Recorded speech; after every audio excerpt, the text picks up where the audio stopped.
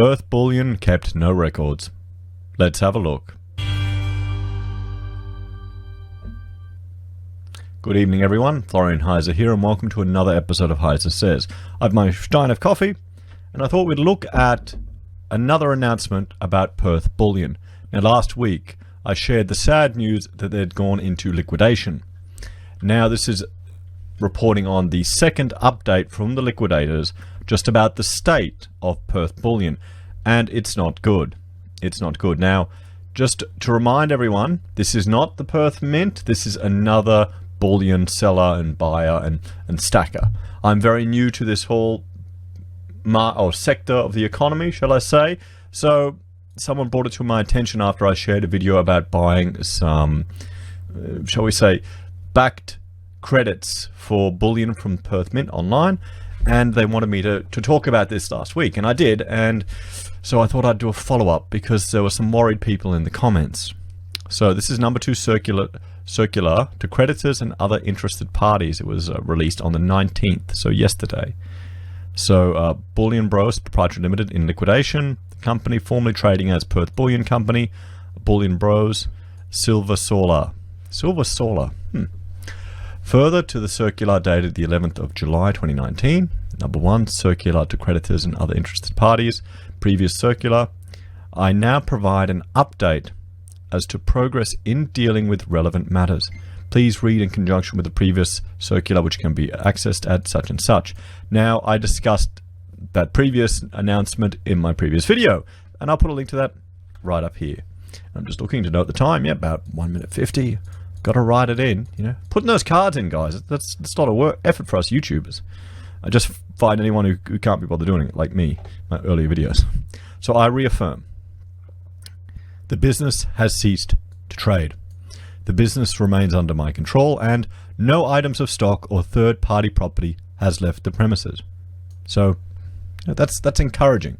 It's encouraging. It means the liquidator's doing their job. As liquidator, I have a number of duties and obligations that must be complied with, including but not limited to securing and protecting the interests of all parties. Since the previous circular, I have and continued to undertake a review of available records, including electronic and manual records, in an endeavor to seek to establish the details of the various interested parties. Now that would be quite a frustrating job. Could you imagine going into a business that you're not really familiar with and having to go through their records and finding out what's going on? Now this is where it gets concerning. The next section here, this is where it's really worrying. I need to have a coffee. And this is where it's sad for some of the people that have left comments, like concern that they've got money stored there. The records appear not to have been properly maintained, such that there is no readily available accurate stock list. Okay. Register of safe deposit box holders. Okay, that's really concerning. Register or record as to unmarked safes and security boxes. Register of allocated storage customers. Register of unallocated storage customers. Reconciliation of allocated storage products to holders. Reconciliation of holders of unallocated products to any stock on hand. Details of persons paying money into the company's bank accounts post my appointment. Reliable financial statements, including balance sheet or profit and loss, nor details of any receipt and payment transactions, which will therefore require third-party verification, and documentary evidence of current and valid insurance. So this is shocking. Having run a business for several years, I can appreciate how doing all of this can be a major pain and frustration. But for a business where you're holding other people's records, I mean, how hard is it to build a simple database to record this information? Wouldn't there be some legal requirements? Forgive my naivete with regards to the finance industry, but as an architect, for me to get, what was it, a government accreditation for a certain level for my business to do business work, I had to get ISO 9001 and all the hoops and things we had to jump through and the record keeping and frankly the BS to get that. In some ways it was really good to get it as a new business because it forced us to build all these systems. Now to the point where I've built myself a complete access dashboard that links to my SQL server and can produce all these things and just track stuff, and saves me a staff person, to be quite honest, in all that type of work I can do myself now. But this just seems insane. And I remember someone left in the comments on a previous video that they'd sold, I think, 15 grand worth of silver, and the money appeared into their account twice. They'd deposited twice into them. And you got a frantic phone call from them and sent it back, which just shows you that, okay, something has not been going on really well there. They haven't been keeping their records or their paperwork. So given the above findings, I recommend you immediately consider arranging your own insurance. You should not rely upon any prior representations of the company in relation to the existence, availability, or extent of insurance. So, could someone enlighten me into the comments how would you have your own insurance to protect an asset that you've got stored there? One thing that you should probably do is there's a register where you can put private assets on. It's the Personal Property and Securities Register.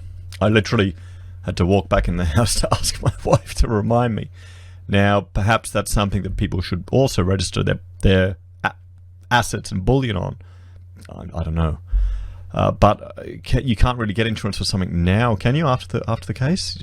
Let me know in the comments, guys. I'm just sharing this.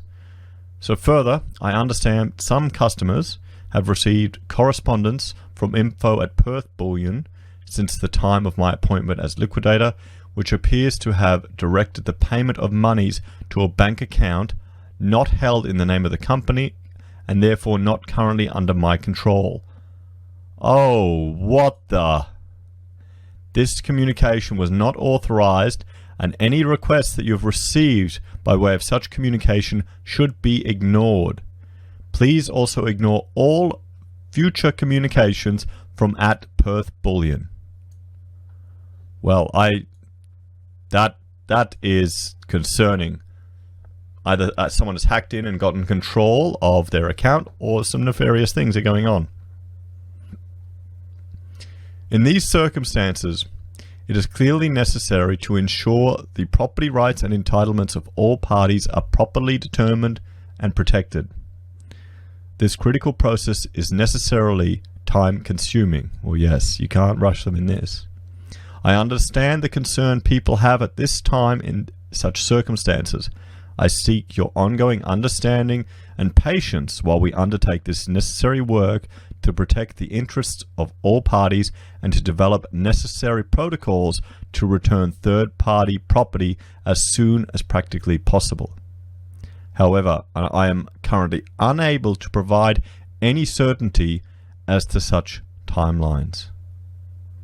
I have previously invited all interested parties to submit their details to assist with the review and determination of all claims. If you have not already done so, I invite you to provide the following information at your earliest convenience via www.rsm.com.au/Perth Bullion.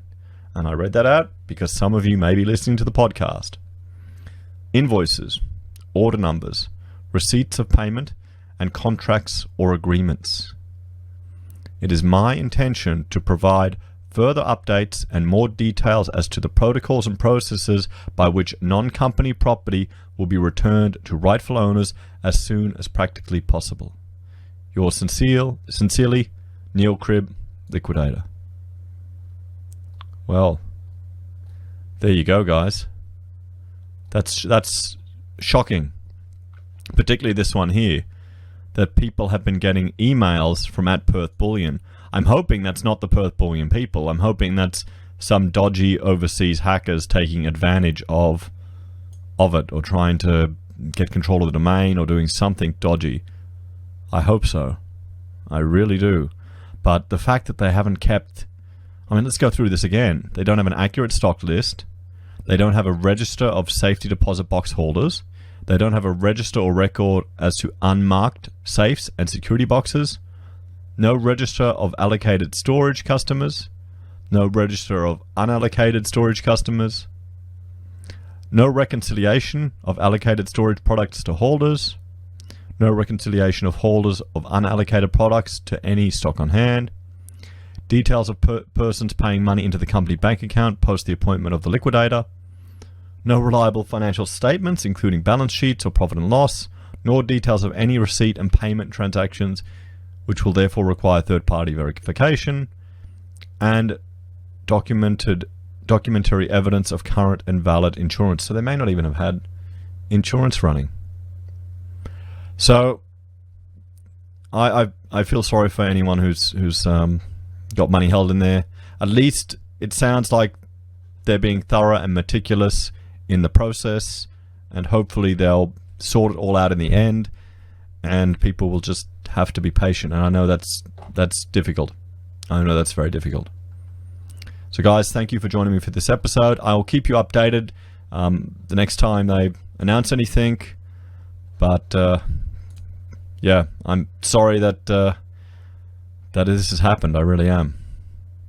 Anyway, guys, like, share, and subscribe. Ding the bell to see my daily updates, and I'll see you all again later. Bye for now.